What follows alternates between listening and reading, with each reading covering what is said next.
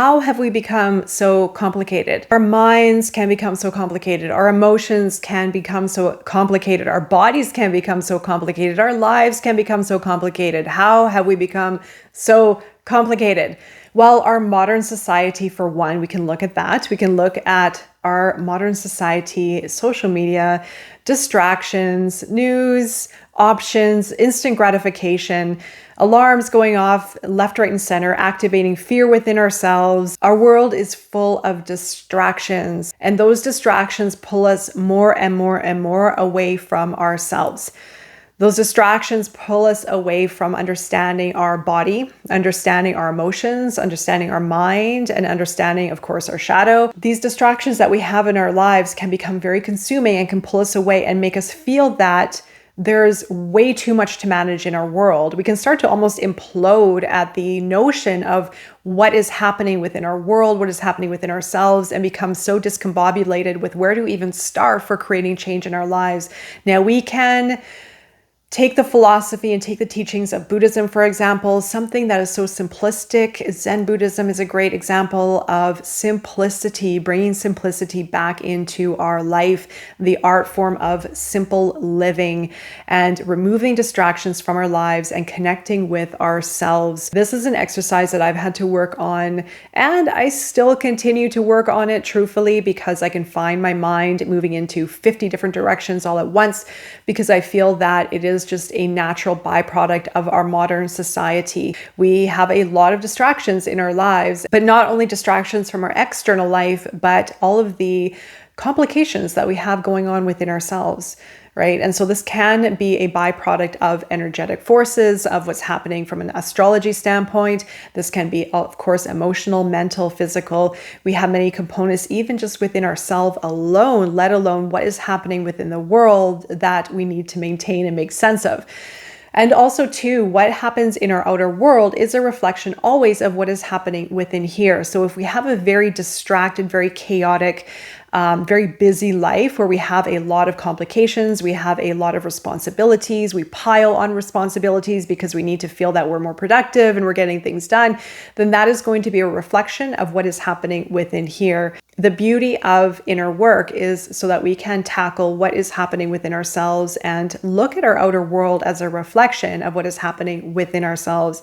So if our life is very complicated, if we have a lot on the go, if we have a lot of lists to do, a lot of responsibilities, if our place is full of stuff, if we feel we need more stuff, then that is a byproduct of how we are feeling within ourselves. And so once we start to simplify and find that balance and peace within ourselves, then our outer world is going to start to adjust to how we are feeling about ourselves. And of course, our outer space, our environment, our home, our relationships, our lives are a reflection of how we feel within ourselves. So how do we get back to simplicity? How do we get back to finding peace and stillness within ourselves and removing ourselves from chaos and the distractions? Well, it's easy. We turn it off. We turn it off and we tune in.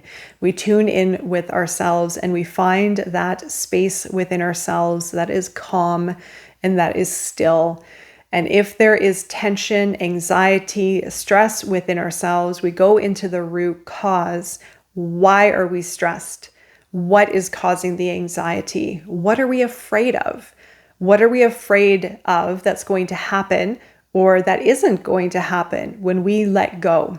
When we let go of control or busyness or needing to strive for something or letting go of a certain expectation, what if we let it all go? And I'm not talking about letting go of our responsibilities of how we need to show up. It is letting go of the intensity within ourselves, the need to always be on. When our mind is constantly on, when we are constantly busy, we are going to be on that hamster wheel going nowhere fast. Yes, we may show up to work and get some stuff done, but it's not going to allow us to connect deeper within ourselves and maybe make deeper and meaningful adjustments for us to get ahead in our lives. If we are moving in the hamster wheel, we could be spinning ourselves out and going nowhere fast. However, returning to simplicity and tuning in will give us those answers. When we tune out of the chaos, we tune in to our feelings, our senses, and our inner knowing. aka our intuition. Our intuition is our guidance system. But when we're in chaos and when we are in the perpetual cycles of hustling, of momentum, of responsibilities, of duties, of expectations, etc., then we are going to lose touch with what feels right for us and slowing everything down. And then we move into the alignment within ourselves and also making sound decisions, making quality decisions, quality over quantity, tuning into meaningful aspects of our lives rather than chasing money or chasing career or chasing things that are more on a superficial level. When we dive into the depths of ourselves, we create a greater relationship with ourselves. We tune in and we understand the importance of ourselves on a deep level. Then we get to simplify. We start to become more tuned in. We may clean up the clutter, literally, within ourselves and maybe within our lives, but then life becomes simpler. We can also find more flow and more peace and ease within ourselves. And then our manifestations become stronger. We are able to create more because we are able to show up more. We have laser focus attention and we know exactly what to do and when to do it. And this does require breaking old unconscious patterns of how we're used to working and operating. This was a huge learning exercise for myself, and it took a lot of time to change it.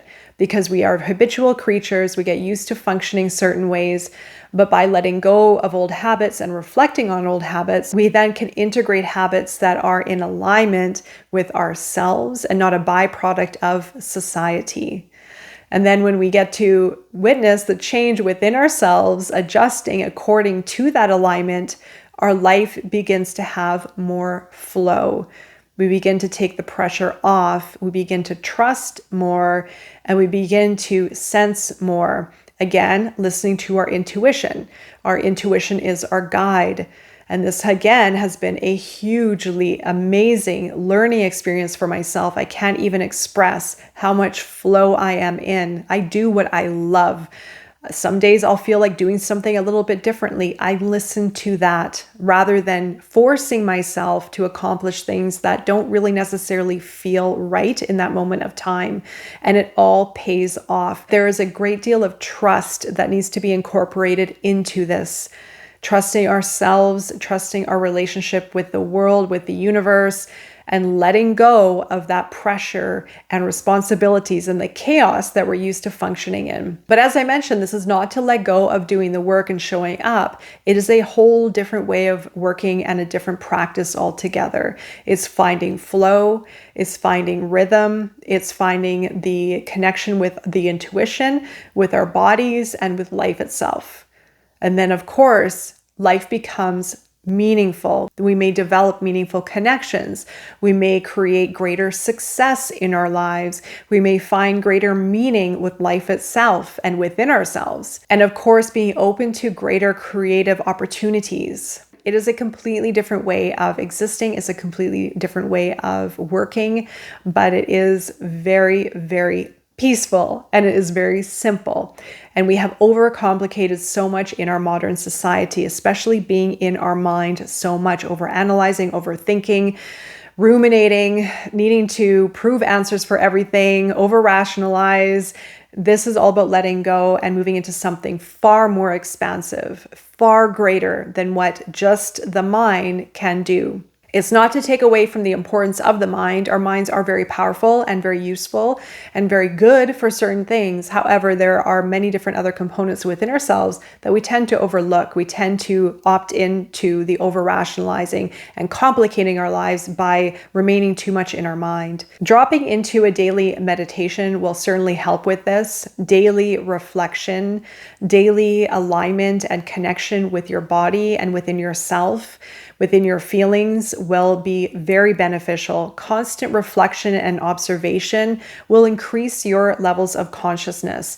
You will see more, you will feel more, and you will be able to simplify more because you will be able to identify where the complications and where the stresses and pressures are coming from. So where we have come from, overcomplicating everything, overthinking, overanalyzing, being too much in our mind, being also, I feel, inspired by or influenced by our unconscious self. When we simplify, when we start to connect with our unconscious, within our body, within our intuition, our senses, when we tune in, we naturally will simplify because we're moving out of the force of our mind, our conscious level of analysis and understanding and needing to make sense of certain things. We are moving into more of a whole and integrated level of self, and therefore it will find its way into a more simplistic and integrated being. And if you're looking for some more guidance, of course, I have the Shadow Project where I go into topics such as this in greater detail with exercises and guidance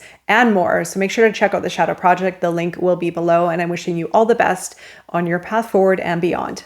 Take care.